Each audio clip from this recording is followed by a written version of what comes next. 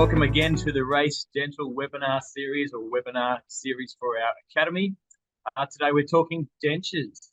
We do have a few people coming online now, and it's slowly filling up or rapidly filling up. So we'll just give it a few more minutes whilst we get all of our registrants on board today. And I can see we've got a pretty interesting crew today. We've got Australia, New Zealand, Canada, Singapore, Malaysia, and for the first time we welcome some South Africans. Welcome from everyone on the other side, from wherever you're from. Welcome, and thank you for joining us today for Future of Dentures. We'll learn streamlined workflows, accurate digital results, and how you can turn 5 or 6 visits into 2 or 3.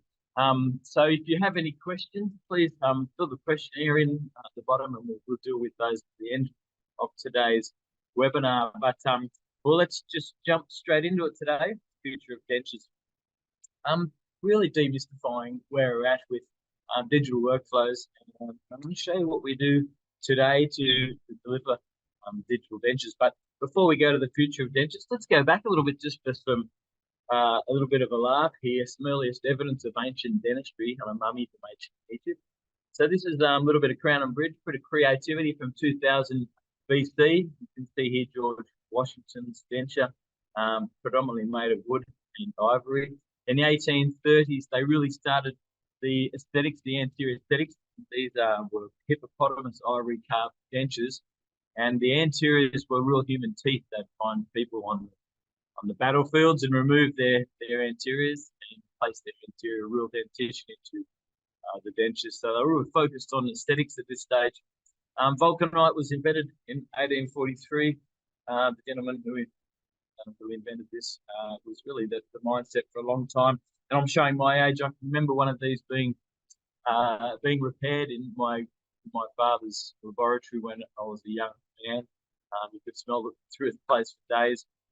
In 1938, polymethylene with acrylate became the gold standard, where acrylic dentures was really the benchmark for many, many years until the last few years, where we've now got digital dentures in either milled or printed. We're going to talk through the pros and cons of each of those manufacturing techniques. So looking back, we've got traditional denture manufacture. Let's take a full-on full, for example. The first visit would be impressions, primary impressions. The second visit, you take new impressions in special trays. The third visit would be bite registration, taken in bite blocks. Fourth visit would be the try-in. The fifth visit would be an issue or a retry. So 5 to 6 visits to get a traditionally manufactured denture out. That has really changed aggressively now for the digital workflow. For full-on full, the first visit, if the patient is wearing an existing full over full, and most of the time for full over full, patients requiring full dentures do have an existing set. And if they do, the first visit becomes impressions in the existing full upper and lower, basically a reline or pick-up impression inside the dentures, and we'll talk through this in more detail. And then using any of the leading digital impression system or intraoral scanners to scan that, then we'll go straight to finish with the issue. That is what we call a try-in issue or a try-in finish. If it's perfect, you treat it as a finish that's delivered second visit. If it's not right, you need a midline moved or a little bit of length put on or taken off or shade change. You document the changes, throw that in the bin, and we send you a finish on the third visit. So, digital dentures in 2 to 3 visits is far more appealing than the traditional 5 to 6 visits. But let's go through and discuss it in a little more detail. The digital's workflow for partial dentures is even better, where you scan the upper, the lower, and the bite, and the second visit we go straight to finish. So all you'll be asking for is a lower partial and the shade that you'd like.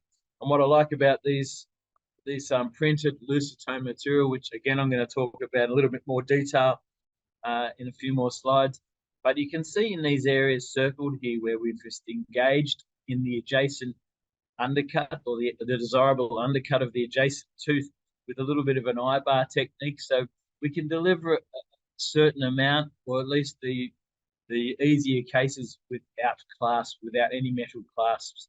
So we'd like to deliver without clasps.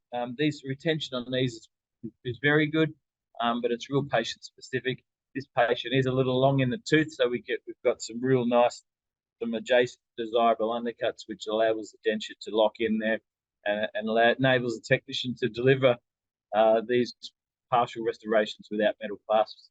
If it needs a metal clasp, we can go and put one in there. And there are times when we're backed into a metal corner with insufficient vertical dimension, we'll have to get out the old chrome partial and do a metal solution. But this material, this lucitone material, is a lovely material and does allow us to get about half of our work out now, clasp free. Here's a slide, and the next few slides I've borrowed generously from 3Shape. Jonathan Mansfield is a wealth of information in the digital arena, and he came in here and he's showed us these digital dentures numbers from 3Shape. He's kindly allowed me to use these slides. I would like to see here reduced chair time in patient visits. Conventionally 5 visits, but digitally is 2 to 3 visits. We're seeing a pretty similar sort of number. Significant decrease in labour costs. 3Shape's idea of a conventionally manufactured denture is 7.5 hours manufacturing time, and labour costs for a digital denture is only 2.5 hours. Ours are very, very similar to these numbers, so I was most impressed to see that our lab is surfing a wave that the leading labs across the globe 3Shape are working with. For predictable and reproducible outcomes, I love that we've got reproducibility in a denture. If something goes wrong, we can just print another one and send it straight out. We can always make 2 or even 3 at the first stage. So the accuracy and the fit of these things is obviously paramount, but the reproducibility concept is sensational. So in 2022, there are over 4 million removals done using the 3Shape system. There are some other design systems, so these numbers would be far more, but I guess 3Shape, being the world leader, has done over 4 million just on their platform alone. So 3.1 million partial frameworks, 590,000 customized impression trays, over 300,000 full dentures designed just in 2022. So we can see this isn't new. It's been around and tried and tested now, and we've definitely got the results we've been looking for and hunting for so long now. So what do you have? If you do have a scanner like the 3Shape, you can actually do partial dentures now, immediates, custom trays, base plates, and full dentures as well. So the flexibility behind owning a 3Shape scanner or any of the leading digital impression systems really enables you to tap into these restorative capabilities. There are some questions I know you guys are having, and I can see some questions coming up. Well, one has, but I'm guessing it's something along the lines of being muco-static, and I'm going to discuss how we get a muco-compressive impression using a muco-static impression technique. So let's go now to the manufacturing of the dentures. We've looked at a lot of them. We've printed and we've milled. We've got some brilliant PM7 milling technologies in our labs, which we've done some milling of dentures on. We've chosen to print simply for economics and strength and fit. I think it's a lot quicker with less waste. So the benefits of printing over milling or additive technology over reductive technology for our lab made a lot of sense. There are some good products that are being milled as well, so keep those in mind when you decide. If you're a lab out there and you're going to go down this technique, we believe printing is a far better solution. We've partnered with Carbon, and I love this photo. It explains our 24-hour lights out capabilities we have in our printing rooms, and it really enables us to decrease our turnaround times whilst improving results. This is what a Carbon machine looks like. We're printing in lucitone LDP, lucitone digital print. We print the base, the teeth are printed as well. Then they're put together using a lucitone bonder, and the final cure is done together, giving us a monolithic result. Here's the lucitone digital IPN premium tooth. It comes in the classic shade range A1 through D4. It's a beautiful result.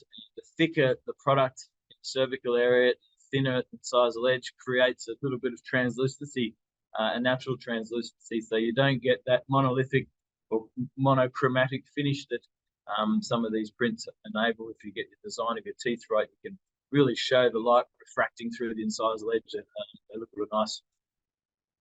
The final product, as I mentioned, is a monolithic lucitone denture. The teeth are monolithic. the lucid-tone, the base is lucid-tone. The whole thing is finished as a lucid-tone denture. So far stronger than a traditional acrylic denture. Can be relined as not just like a traditional denture. So if the patient does need a reline or loses the tooth or breaks the denture on holidays, they can go to the local prosthetist and have it repaired the same as they would. But otherwise, they would normally ring us up and tell us it's been broken. We would then bring up the design, thicken up that area, print it, send it straight to the patient. So it enables us to increase our efficiencies and deliver on some of these amazing products. So these are finished, completed digital denture. They look great. Being lucid tone, they're just ultra strong, which we love about that. So printing versus milling. As I mentioned before, printing is a little bit more efficient, a little bit less waste. Milling has some really nice finish lines that I think is the benefit of the milling system. But there's a really nice article if anyone wants to go and read it. I'll leave this on the page there for anyone that's interested in knowing the pros and cons of milling versus printing dentures. And this is probably one of the most honest and real articles. I thoroughly enjoyed reading it. And it does show you all the benefits for printing over milling and milling over printing, pros and cons of each. So if anyone gets a chance, fantastic article there on the Dental Network site. So let's take a look at what we do to get these full digital denture done. The patient comes in, they've got an existing heavily worn partial lower, a full lower denture. We take an impression using a medium body impression material. The lower impression is taken basically like a pickup. We have the world's best special tray being her existing full upper lower denture. Go through some movements, post the tongue out, launch the printers.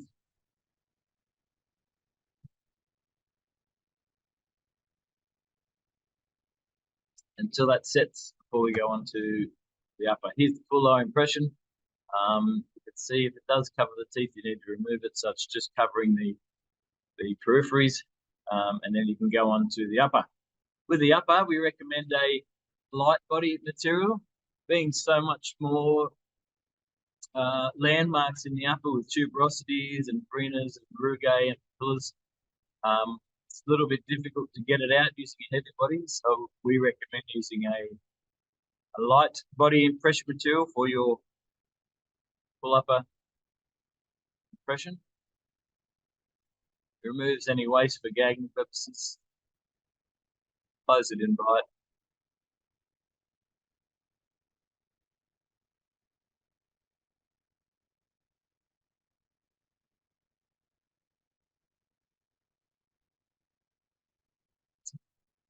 And we take our reline or pick up impression in the upper.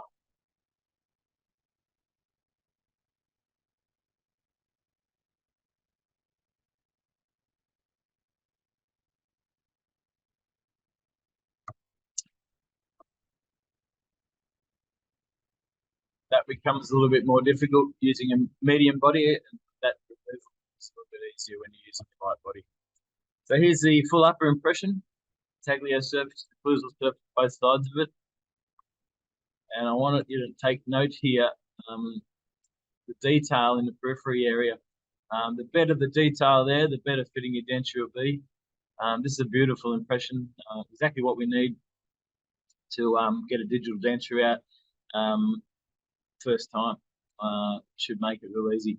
So you want to clean up your labial, and if there's any impression material over the labial or buccal surface, but you want to leave it over your frena, periphery, should I say, just for the detail.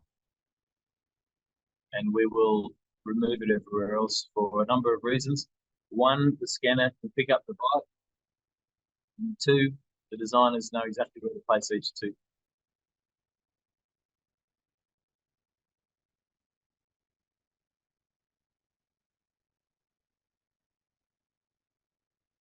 Again, on the lower, you remove the pressure material where it's not required, exposing the teeth.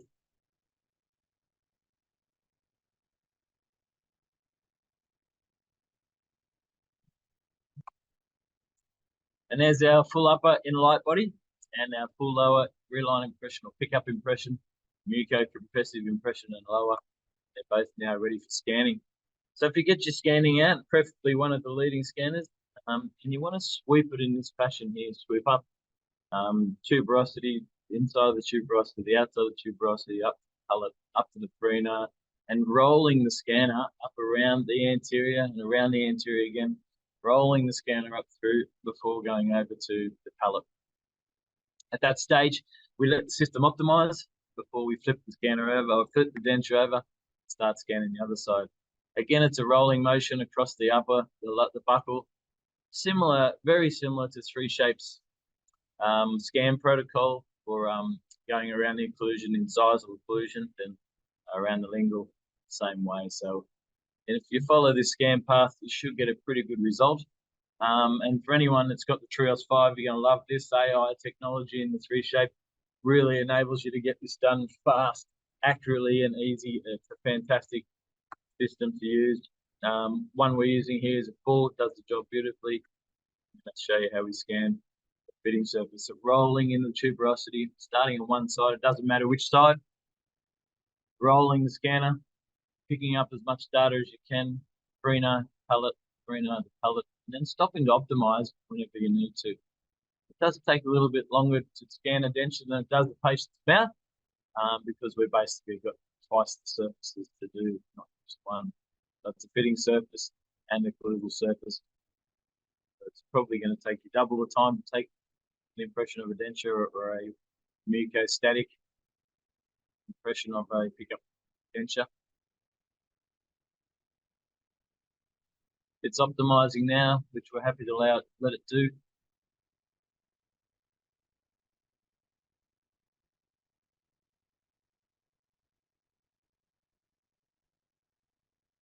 Up into the palate. Pick up any starter. Can be tricky to get in there if there's big undercuts. You really got to bend that scanner in best you can to get up all that data in that area.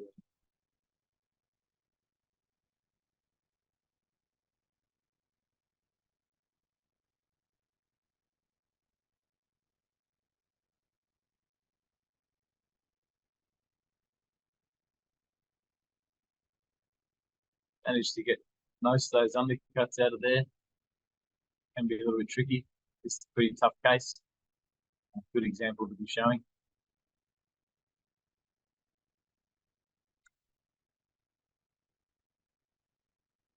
And then roll over that periphery in that tuberosity area onto the labial or buccal surfaces, and roll the occlusion to the periphery, to the occlusion to the periphery, walking that technique all the way around the arch.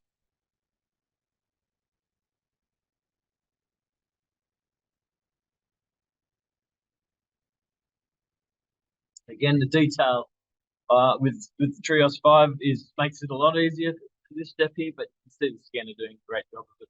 In this denture was delivered first go, the remake with increased vertical dimension, shade change, and she wasn't without the denture in the stage, and it was done in 2 visits, which was ultra handy for the clinician.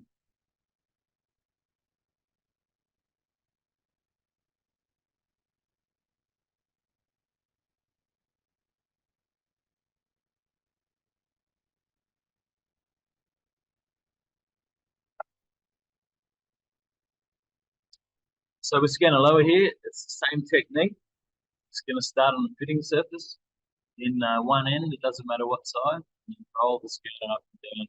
It's a little bit easier on the lower than it is on the upper because you've got far less landmarks and undercuts. But same technique to follow. Fitting surface, periphery to periphery, up into the retromolar area. Roll over the retromolar area into occlusion.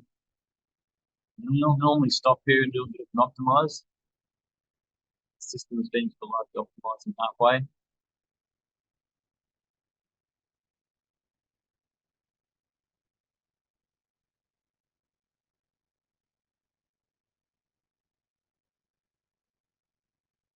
Starting on inclusion, all the scanners love the topography of posterior anatomy to enable it to search for the perfect spot. Well, labial. And then on the lingual, come around catching all those lingual peripheries.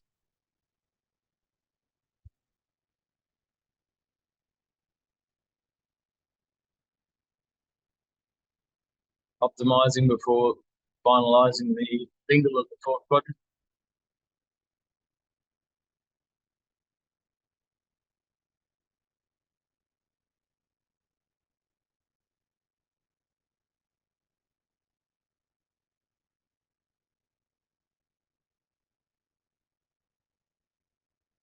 And then just double checking you have no missing data. You've got your lower, you've now got a lower impression, muco-static impression. We've got a midline, we've got a vertical dimension, we've got eminence. We've got all that information that traditionally we'd pull out of the patient's mouth, sit on the desk, and then start with primary impressions. So the patient comes in with a vertical dimension, a midline, some canine eminence, and all the details we need. We can now just use all that and go straight to finish on the denture. Bite scan. You can do this in the patient's mouth, should you wish, or you can do it out of the patient's mouth.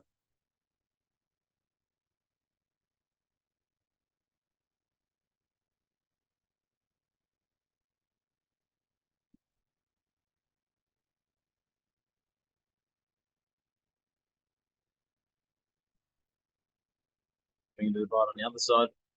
Recommend doing bites on both sides. A lot of our clinicians don't, but I think for the extra 8 seconds, it's probably worth the accuracy of delivering a bite on both sides. Now we have a digital impression. We've got a bite, we've got midline, we've got the vertical dimension, we've got landmarks. We've got a lot of what we need to go straight to finish in the hope of getting it out in 2 visits. That's a screenshot. I do apologize about the poor value of the photo. I just took a photo off the screen to show you. And the file arrives at the lab. And I'll show you quickly what we do in the lab now to get this out. This is basically what we see in the lab in black and white. We then put our vertical dimension in, checking that it's going to be correct for functional purposes. We then design where we want it to be, and this is where the accuracy of your impression material in that periphery is ultra important. We mark the finish lines of our upper and lower. You can see the denture there ghosted over the top of the models. The red lines are showing us where the ridges are, so we can check tooth placement and move that to prove it should we need to. Path of insertion decides on eliminating any undercuts. Just does that autonomously. And then we mark. The red markings are where we want our canines to be. The papilla is the green dot, and the blue dots, both the retromolar ridge and tuberosity ridge. And then those markings enable us to place our teeth. It automatically brings in the selected tooth library we've chosen and places it over the top of the ridge according to where those marks are. So this is pretty simple stuff. It's fast, it's pretty easy. We've done the outline pretty easily. We've marked our landmarks. The teeth are brought in. At this stage, we can change the aesthetics of the teeth or the size of the teeth, or even the tooth library. Pick anything we like. The teeth are placed pretty well first time round. We can then just go and move those a little bit, move the teeth a little bit, make them longer, shorter, make any changes that a clinician has documented, and bring in the flange, take a little bit of a look there, check the teeth are over the ridge, check they're functioning correctly, increase that curve of spay. Wilson, Monson, I like a nice curve of spay for function. I think that's quite often forgotten in balancing dentures these days. So all these nuances can be changed at this stage, and it's very simple to do that, make those changes. We then import the flange again to take a last look, and that's how it looks before it goes to print. The 1 to 1 3 will be printed as a 3 in a bridge. The 1-4 back would be printed as a posterior bridge. Same thing on the second side. Potentials to canines will be printed as a 3 in a bridge, and the posterior upper left side will be printed as 1. We do the same thing on the lower, so we don't print each individual tooth. We print them in mini bridges, just to speed things up a little bit more as well. So I quite often get asked what happens if the patient doesn't have any existing prosthesis, or if they have one, not the other one. So these are a few techniques that can be used. This clinician is very experienced at doing these dentures, so has used this technique where you take a digital impression, muco-static impression of the ridges, and we manufacture bite blocks. When they go back, this clinician does a pick-up impression inside the bite block and marks where he wants the teeth, and we'll go straight to finish or try and finish. We'll make some minor changes before we go to the final finish, which is still 3 visits as opposed to 6. So still half the amount of work. If the patient's got an existing full upper, we just take a bite block, take a scan of the lower, make a bite block, do your pick-up impression or your muco-static impression inside the bite block, and then mark where you want the teeth. And the chances of getting it right, it's probably a 50-50 straight to finish, but either way, it's going to be far better in 3 visits than the traditional 5. So there's some pretty tricky ways in the hands of an experienced operator. You can push the boundaries a little bit more if they have no existing prosthesis. We'll use digital smile design techniques from our crown and bridge and implant department just to import over here to decide on height to width ratios and tooth shape, what tooth size we're going to be picking. So there's a lot of nuance and marry between departments now, which I really enjoy working with. I also get asked for immediates, and this is something I think this technique does particularly well. The first visit, you'll scan the patient. You'll see this poor patient needs these teeth removed and immediate denture placed. So scan the patient, the upper, the lower, and the bite. And the second visit is the issue. We'll digitally extract the teeth. We'll make the full upper and lower denture straight to finish and send it back. And then 6 to 12 weeks, you take a pick-up impression inside that denture and have the final dentures delivered. So again, it becomes 4 visits for an immediate, still far better than the 6+ reline visits. Traditional dentistry has always been done for immediate. So this technique here is working well. So I'll just quickly run over partials before we go.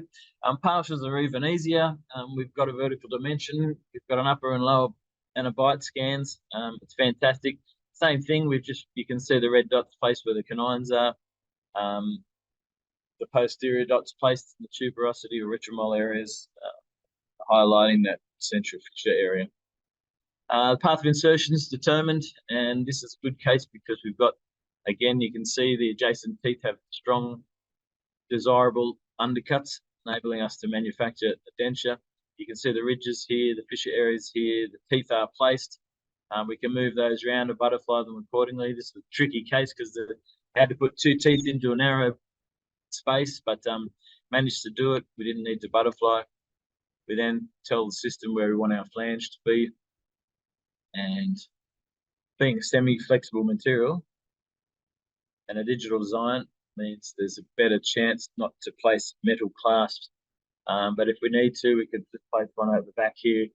In between the marginal ridges of the 5s and 6s, but a lot of the time we don't need to. These teeth here are pretty lingually placed, creating nice undercuts for the denture to grasp. So, yeah, this system is great. Can't miss once you get it right. Using good materials, you take good impressions. Again, it's ultra important to be checking your scans to make sure there's no missing data, or you haven't got any double impressions, especially some of those older scanners. You really got to work hard to make sure you get good impressions because you can take inaccurate impressions. But for anyone that has joined us late, this is a webinar series, so you can go onto the Race Dental website, racedental.com.au, and then open up the education component. Go to Race Academy, where not only this one but the other 35 episodes, you can go on there and watch any time. So I'm enjoying that. Just before I get into the questions, we do have a question here. I've been asked to remind everyone of the 2-day aligner course coming up. It's 12 CPD hours, demystifying clear aligner therapy for the general dentist. Now, there's 2 courses on. One's in Sydney on the 24th and 25th of May, and one's in Melbourne on the 31st of May and 1st of June. For those of you that want more information, email education@racedental.com.au for a brochure, and they'll have all the information there for you, costings, times and dates and topics. That's brought to you through a very experienced clinician, Dr. Luke Cronin, who has a wealth of knowledge with clear aligners. So come on to the 24th, 25th of May in Sydney. Hopefully join the team there. Alternatively, 31st of May or 1st of June in Melbourne. So come on down. It'd be great to see you all here. But let's jump on this question while we have it. If the plan is to copy a denture, good fit, worn teeth, do we still need to take an impression? How is the mold of the new teeth determined? If the plan is to copy a denture, so obviously, yes, you'll need to take an impression because the alveolar resorption would have taken place and the gum would have shrunk back. Most of the time, they want a new denture, not just for worn teeth, but obviously the gum and the alveolar ridge has resorbed. So you need to take a pickup impression for fit purposes more so than for aesthetics or teeth worn. And how is the mold of the new teeth determined? Basically, we're guided by the clinician. The clinician tells us increase open bite 1 millimeter or increase vertical dimension 1.2 millimeters. We will open the bite 1 millimeter and allow the increased anatomy in the new teeth to make up the last half a mil. So there's a lot of different ways we can tackle that, but it's an excellent question. The tooth mold's really determined by the lab. We have 4 or 5 that we do most of our dentures in. But yeah, if there's a tricky case, we need to change the shape of the teeth or the anatomy of the teeth, we can go ahead and do that at any time. But everything we do is always guided by the clinician. But thank you for that question coming in. There's a lot of people on today, and I don't know how I'm going with time, but I wanted to say thank you all for coming. It's been a great ride this year, April already. So for anyone else that wants more information, please go to our website or contact customer support at racedental.com.au. We hope to see you all at Demystifying Clear Aligner Therapy for General Dentist. But by all means, come on down and join us for that. But until next time, thank you all for coming. Get hold of your scanners and get those digital dentures coming in. We can't wait to work with you. Thank you all for coming. We'll see you next time. Thank you.